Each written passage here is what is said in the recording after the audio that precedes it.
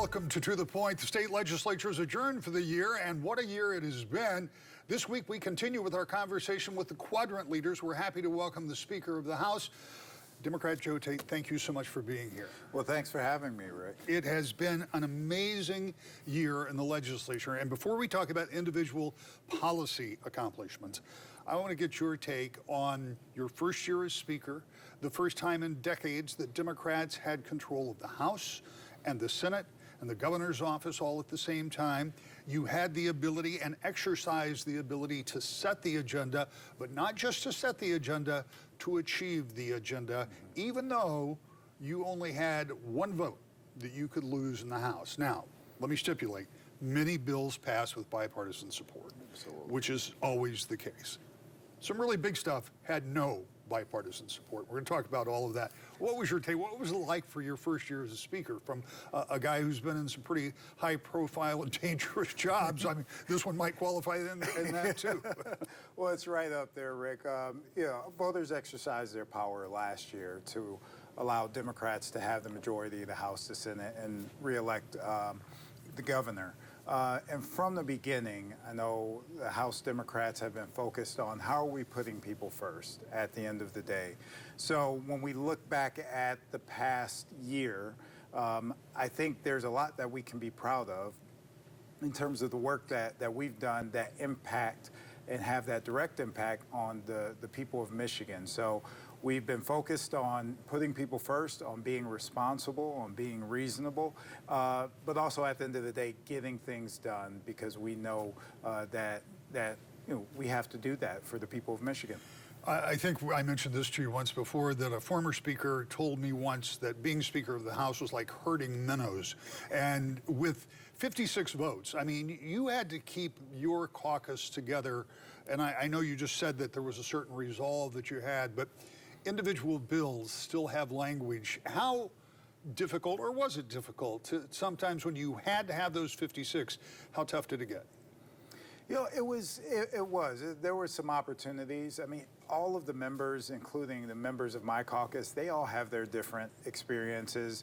You know, they have their own bosses, their voters, their constituents, their residents of their district that they have to, be able to report back to. So I think there were challenging opportunities at times, but for the most part, I think in terms of us, in terms of our caucus, we were focused on being pointed in the right direction of getting things done, and also I will say too, working in a bipartisan fashion too. That was something that was incredibly important for us, and we've seen that in the past year in terms of the legislation that we've passed as well too. Let's start with right to work. That was a big thing, and it was early on. In 2012, when Republicans voted to implement right to work in the state of Michigan, the biggest protest that I had ever seen took place on the Capitol grounds, and I would say that was prior to the pandemic demonstrations that we saw, but it was big, and they flowed out over the streets, and they were there for a very long time. Nonetheless, those bills went into place. Just over 10 years later, and in a few months, those will be repealed because you guys voted to repeal everything in that package. Was that, clearly it was a big priority, was that something that was a calculated risk, knowing Republicans, that was going to be a real blow to Republican legislators? I don't think it was necessarily a risk. I mean, the work that we've done ever since that right to work was enacted, I think there have been conversations and debates around, was this the proper legislation for the state of Michigan? And I think looking back over the past decade, which we did have an opportunity to look at, was that wasn't necessarily the case. In terms of, we have a rich, support of workers in this state, obviously a manufacturing heritage as well too. So we felt that this is something that's incredibly important and not necessarily a risk, but an opportunity to continue to value workers in this state, even as we continue, when you look at the economy and how it's transitioning and how it moves, we needed to ensure that workers are valued and that we are supporting them, especially as we continue to be competitive and grow our economy. According to the Associated Press, we were first state to repeal right to work in like 58 years. So, I mean, it was a big deal all the way around, and one of those that came very early. Something else that happened in the wake of a tragic shooting at your alma mater at MSU was, for the first time in a good long while, gun safety legislation was passed. A number of separate bills that include gun storage and some red flag laws. When you think about that as one of the kind of mileposts of this year, how impactful do you think those laws can be in helping to prevent more senseless violence that we've seen, unfortunately, not just in Michigan, but across the country?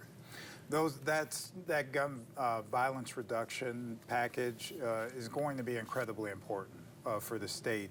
As you know, we've been having conversations, I think, as a state for the better part of a decade around how are we reducing gun violence, and not just talking about the tragedies that took place at Michigan State or Oxford, but those long-term challenges in a variety of communities where we know that gun violence is continuing to be a problem.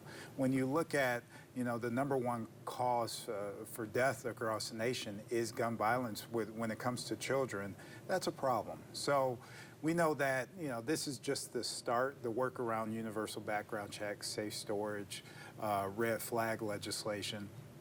But we also know that it's not the end-all be-all. We still have more work that we need to do around tackling gun violence.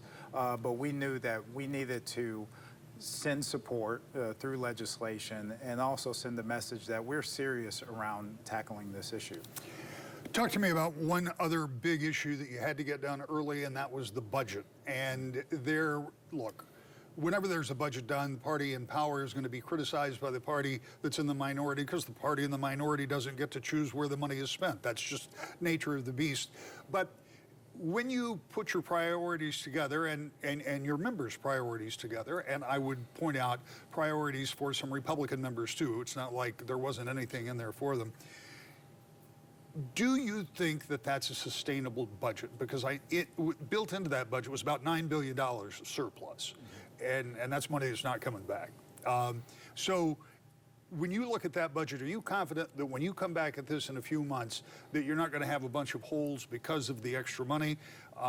Forget for a minute what the revenues are going to be because we don't know yet. But no, I think so. I mean, we, being able to get things done, as I mentioned at the beginning, is something that's incredibly important to myself and to my caucus, but also being responsible as well, too. So there's a significant amount of one-time funding in the budget to be able to provide, a variety of supports across this great state. So we're going to continue to be responsible, as we look at what happens next year. As you mentioned, we probably won't have the amount of one-time funding that we have had this year, but we wanted to make sure that we were making investments that were impactful. So whether it was for affordable housing supports or education, free breakfast and lunch for school children, which is significant. I mean, that's something that can be transformational in this state. But as we go along, I'm confident that we will still be responsible with taxpayer dollars in moving forward. So we won't have a problem moving forward to continue to make those investments and still be prudent and responsible with taxpayer dollars. I want to single out one thing you talked about, and that's free lunch, breakfast and lunch for all students across the state. And again, that's a conversation that had gone on for a long time. I remember when Senator Jim Ananich was the minority leader over in the Senate. He had introduced legislation that would be forgiveness for kids who couldn't pay their lunch bill, or at some point they got cut off because they weren't paying. And he talked about it as being the stigma that they couldn't afford lunch, not just the fact that they didn't have lunch, but that they couldn't afford it. Do you think this makes a more even playing field for students, knowing everybody goes in with the same ability, at least on that count? Absolutely. I think there are challenges with stigmas around, whether a child's family can afford to provide breakfast and lunch for their kids while they're going to school. And we want to make sure that we have the best educational opportunities and outcomes for our students. So removing that barrier of whether a child is hungry or not as they're learning, I think is something that's incredibly important. And I think that you will see, the positive impacts from that, as we start to implement, this program across schools across the state. Speaker Joe Tate is my guest, and we will continue to talk about what has been a remarkable session of the Michigan legislature when we come back with more To the Point. Welcome back to The Point. Our guest this week is Speaker of the House, Democrat Joe Tate. Mr. Speaker, when you look back at this session, and we're going to talk about reproductive health care, and we're going to talk about energy in just a minute, but beyond what we've already talked about and some of the things you highlighted, is there one thing from that early part of the session that we've missed that you're particularly proud of? I know we talked about the free lunches that you talked about earlier this week, but is there anything that surprised you that you got done in that early part of the session, or was that kind of the way you planned? Well, I was very proud of the work that we've been able to do in the House in terms of having those positive, impactful policies that we were able to pass. Just another area, and I mentioned this a little bit, was around housing and the affordable housing piece. So not only the work that we made in terms of investments into affordable housing, almost $300 million into affordable housing and workforce housing across the state of Michigan, but also the policies that we made as well to support housing starts. That's going to be incredibly important, as we need to make sure that that is not an impediment. We have to make sure that we have enough housing supply, and we're supporting those that are building homes as well too, but in particular those that need it the most and have that ability to find a place that's affordable to live. So let's fast forward to August. The legislature has dealt with a vast majority of the priorities that they had talked about in the campaign and the governor laid out in her State of the State. And lo and behold, in August, the governor has another highly choreographed speech that lays out another very aggressive agenda. Now, I don't know how much of that got done, but there were two big things that she talked about. One of them was energy, and put specific importance on the way energy is generated here in the state. Few issues in the latter half of this session have generated more email to my inbox, because there are people that have questions, they have concerns, but the energy package passed on straight party line vote, if I'm not mistaken.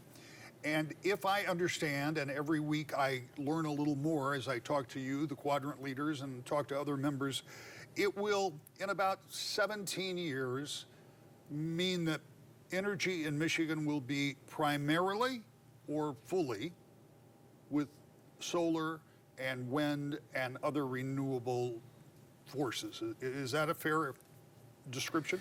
That is, and the reason behind that is obviously we want to be stewards, good stewards of our environment for the state. We know that the impacts of climate change, and we understand that as we move forward. But we wanted to be able to have that goal in terms of creating a path for us to move to a 100% clean energy standard that we have by 2040, which is incredibly important. We understand that this is going to be work as we go along, but it's going to be something that's necessary, and within that as well too, ensuring that our energy providers have the support to make energy generation reliable and also affordable as well too, as we're moving down this path. In the past several weeks, I've had a chance to talk with the Senate Majority Leader, Minority Leader over in the Senate, Senator Nesbitt, and your counterpart in the House, Leader Hall. And one of the sticking points for them is that they don't believe that you can, in that period of time, switch over to solar and wind, renewable sources, without increasing cost. Are you confident that beyond whatever inflation will bring us over that period of time, that the cost will remain relatively steady for Michigan consumers? Because I can tell you, from my standpoint, over the summertime, I would hate to see any increase in what I was paying this summer. So, and I imagine there are a lot of people that feel that way. Right, absolutely. So I think that we will be able to meet those goals. When you look back 10 or 15 years ago, when you looked at the cost of clean energy systems and clean energy generation, and up till now, and the cost just to create those and actually bring those online, you've seen a significant decline in the cost because now there's more solar panels, there's more wind, there are more technologies just around carbon capture as well too, to move us forward in that space. So I'm confident as we continue to march towards our goal of 100% clean energy, we will have newer technologies, newer efficiencies as we go along to be able to continue to keep those energy costs affordable. Prop 3 passed last year that put into the Constitution the right for women to have abortions. And over the course of these last couple of months, you and your partners in the legislature have been, as it's been described to me by some of your Democratic colleagues, have been taking what they see as impediments or roadblocks to abortion off the records. Some on the Republican side say it leaves abortion unregulated in the state. Obviously, you came down on the side of removing those laws from the books. What is the condition of abortion in the state of Michigan now? Do we have adequate guardrails? Are there safety nets in place? Well, I think the voters exercised their power last year by enshrining reproductive rights into the Constitution. I think that we still have some work to do in terms of that. That's where you saw the passage of the Reproductive Health Act this fall. But even before that, as you mentioned, removing the 1931 abortion ban, just taking out arcane laws that we do have on the books there. So I think it's always going to be a process, for us. How are we lowering barriers to reproductive health here? Because this is an issue that the majority of Michigan residents support. So I think, we are moving in the right direction here. So with RHA, what we've been able to do, just being able to continue lowering those barriers. So I think we're in a good position. There'll probably be some more work to do as we continue to take a look at it. But I think Michigan is poised to be able to provide and make sure that families have the supports around reproductive health and don't have to worry about barriers or other unintended consequences around those that want to worry about an individual family's choices that they make around reproduction. All right, so we've been good. About 20 minutes on policy. I want 2 minutes on politics. A couple of your members have moved on to become mayor of Westland and Warren. Congratulations to them. You are now at 5454. Leader Hall, I mentioned him earlier, has talked about a shared power agreement. Some Republicans are talking about a part-time legislature. Tell me what you think it looks like if you go back in January, and I assume you do. You can't stay adjourned until May, I assume. You agree it could be as late as May before you get all those special elections out of the way? That remains to be seen, but Yeah. we're seeing what the governor will be deciding, Yeah. so we should know about that here very soon.